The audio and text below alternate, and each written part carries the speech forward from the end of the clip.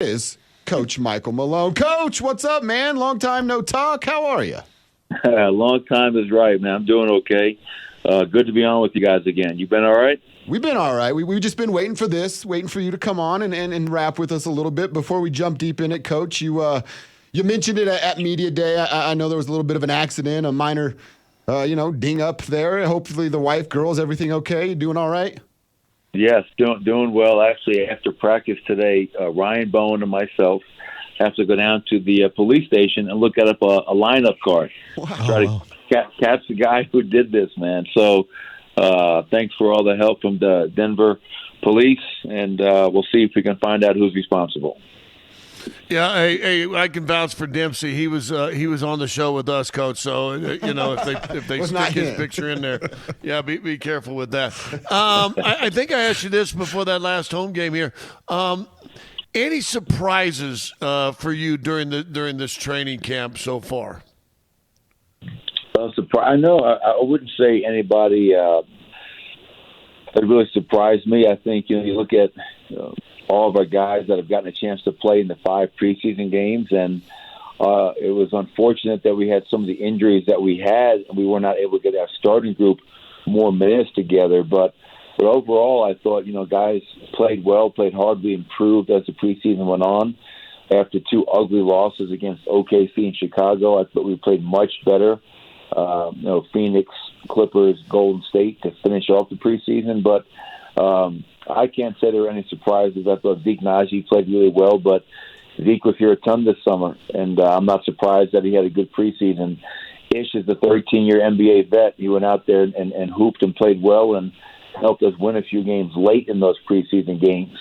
Our young players continue to work hard, show signs of development and growth, while also going through struggles like all young players go through. So overall, I was very pleased with our camp in San Diego, the preseason games that we had, and I think I speak for all of our players. Very excited as we approach the season opener at Utah on Wednesday night. Coach, we're all obviously very excited about this team being as whole as it has been in quite some time, and that obviously includes the return of Jamal Murray, who's been dealing with a little bit of a hamstring. So what's the latest update on him? And then the schedule obviously doing you guys no favors in terms of trying to ramp a player up coming off an injury like that. Have you guys, how much discussion has there been in terms of, is he playing in that first back-to-back, or, all the things that go along with kind of getting Jamal back into his normal space? Yeah, it was Jamal was able to practice yesterday. We did a lot of live stuff. We made sure we didn't run him into the ground and put him at risk of re-injuring that hamstring. But he looked good, and he wants to be out there. But Jamal knows, I know, this is going to be a process. This is going to be a build-up. The minutes he plays opening night obviously will not be the same number of minutes he plays in game 82 and into the playoffs.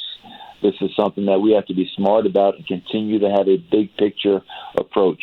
Take the blinders off. It can't be one game by game. So yes, we've talked. Myself, Steve Short, who's in charge of our sports science here, just making sure that we are smart about how we reintegrate Jamal Murray back to NBA live competition.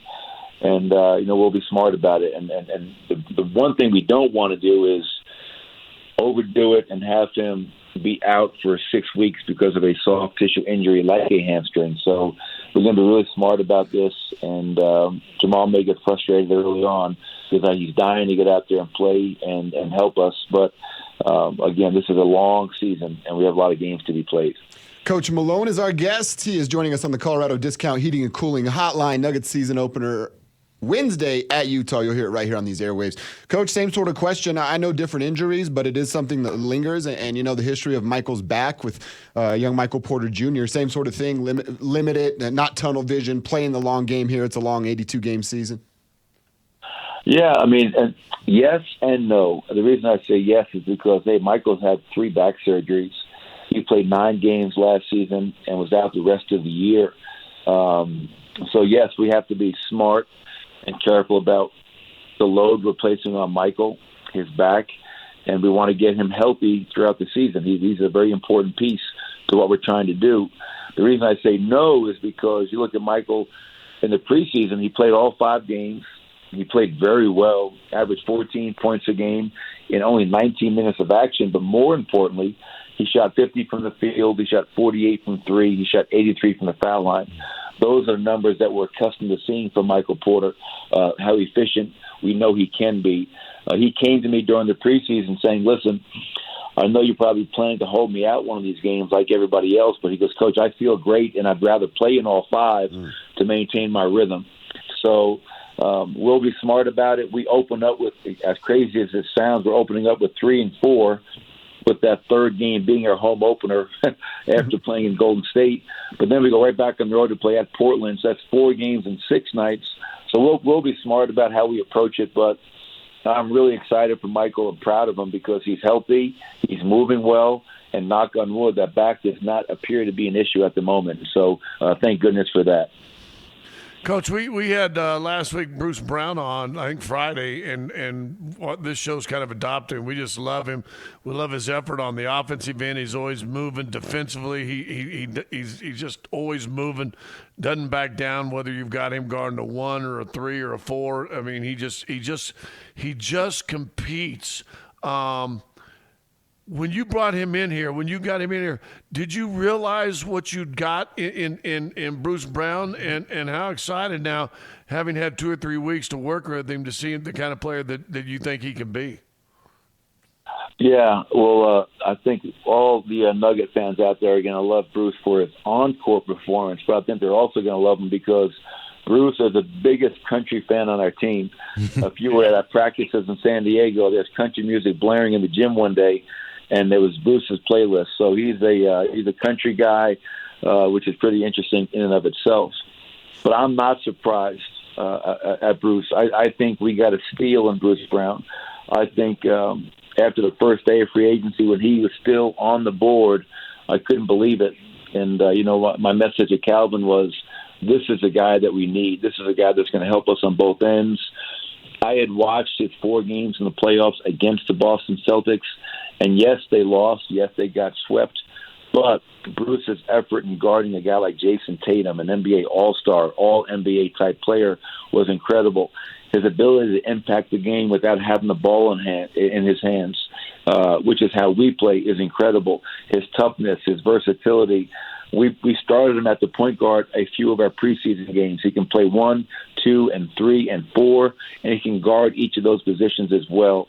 As I mentioned, Scott, a steal for the Denver Nuggets. I think Bruce Brown is a guy that's going to play a lot of meaningful minutes, probably close a lot of games for us because of his ability to guard and make plays offensively. And I'm just excited that he's here. And he's a pleasure to coach. Coach, speaking of defensively, let's just kind of expand that to defense as a whole. I know that's been the emphasis, the main emphasis, I should say, of training camp and preseason. How are things coming along there and progressing to what you want to be as a defensive team? Yeah, definitely a work in progress. I will say that after our first 2 games, I thought Oklahoma City and Chicago, there's no other word to describe it. We were awful defensively in those 2 games. Challenged our players, and I felt, starting with that Phoenix Suns game, who played their starters into the second half, the Clipper game, the Golden State game, I felt our defense really improved as the preseason went along. And that starts in transition.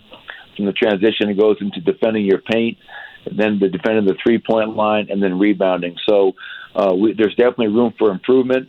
I think adding guys like KCP, adding guys like Bruce, adding guys like DeAndre, getting Michael and Jamal back, it's a lot of new pieces you're trying to put back together. But I think our players fully understand, Chris, that if we want to do the things that we're talking about doing, the defensive improvement is mandatory. And the last 3 games were a breath of fresh air because we finally started defending the way we need to for much more consistent periods of time. We're talking to Coach Malone. A couple more minutes here with you, Coach, and we appreciate your time.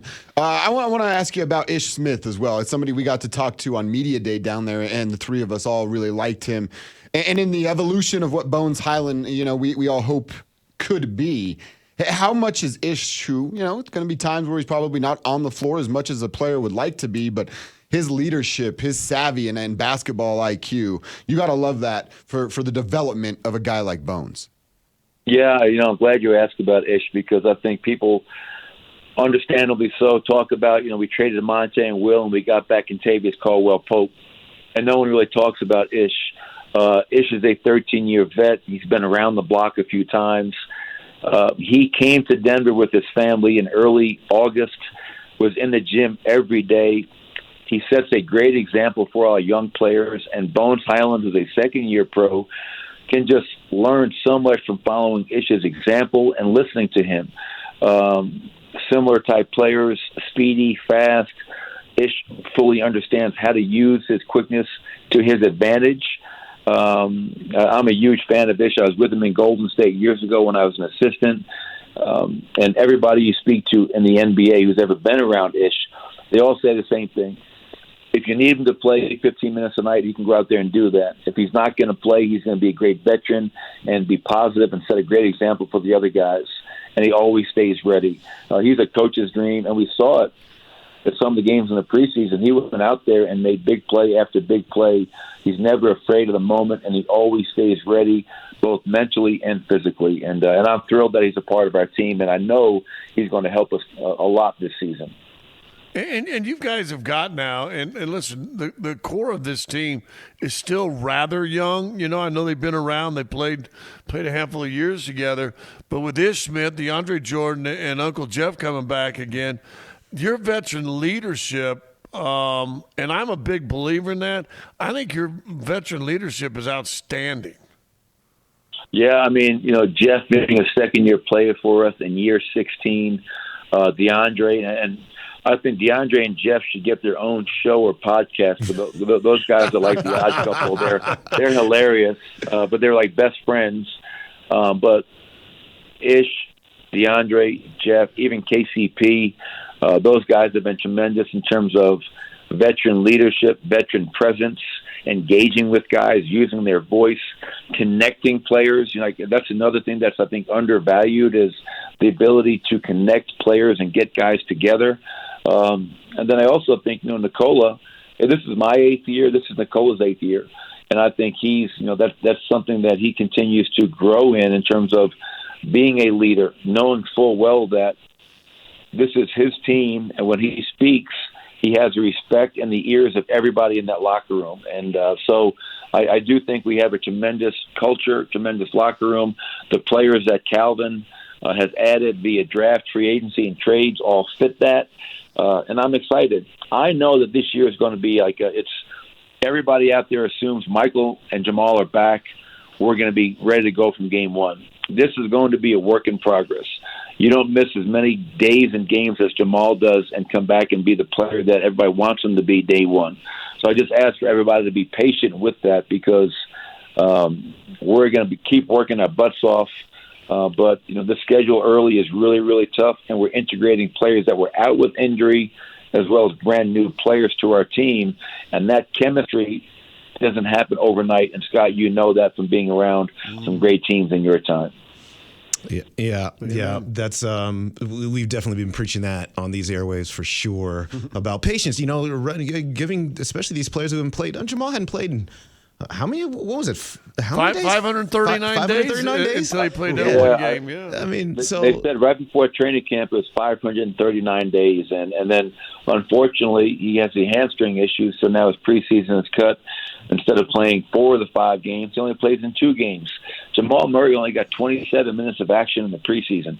No one can control that, and that may carry over into the regular season. With the high density of games that we have early on.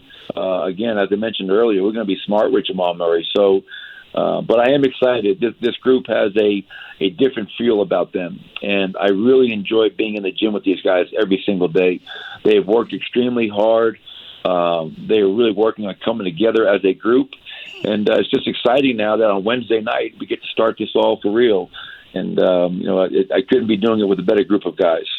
Well, Coach. And listen, can I jump in real fast? Yeah. Just, I guess say this because I know we got to go, and I appreciate your time, Mike. But I've heard you mention this too. How about, and it's early on, right? He just got the position. He just now got the big name plaque on his door in Calvin Booth. I think Calvin Booth's first 3 months on the job have been fantastic. I would second and third that. I think Calvin has. It's a tough thing. You put yourself in Calvin's shoes. Okay, listen, I'm taking over for Tim Conley. This team has had a lot of success. Yes, we haven't won a championship, but more wins than anybody in the West the last 4 years, playoffs and regular season combined. So it's a fine line of how do I kind of just step into this chair and not try to mess anything up because this is really a finely tuned machine, but also how do I also put my own imprint? And, and kind of these are things that I'm seeing. And I think Calvin's done a hell of a job. I love the relationship that he and I have, the communication, the collaboration, the challenging of one another. And through that, I think that's how you get the best results. So I think the NBA draft, I think free agency, trades, everything he's done with our roster and our team has been phenomenal. And Calvin, the person, is also just he's a pleasure to work with, and I'm excited about our journey together as we move forward. Coach, we're pumped up, fired up, ready for this season, and we're grateful to have you back on these airwaves talking to Nuggets Nation, as we will do every single week. So grateful for that. Looking forward to this. Thank you for the time today, Coach. You got it. Always great to be on with you. And everybody out there, keep Dikembe Mutombo in your thoughts and prayers. Amen. Obviously, Nuggets legend, Nuggets icon, a player that I've gotten to know. I coached him and have so much respect for Dikembe as a player, but even more for Dikembe as a man and all he's done in his humanitarian effort. So we're all thinking about Dikembe and hope he's okay. That's very well said, Coach. We appreciate your time as always. And the first of the weekly Michael Malone show that we'll get to talk to Coach every single week. Really excited about that. And yeah, we'll keep it here for a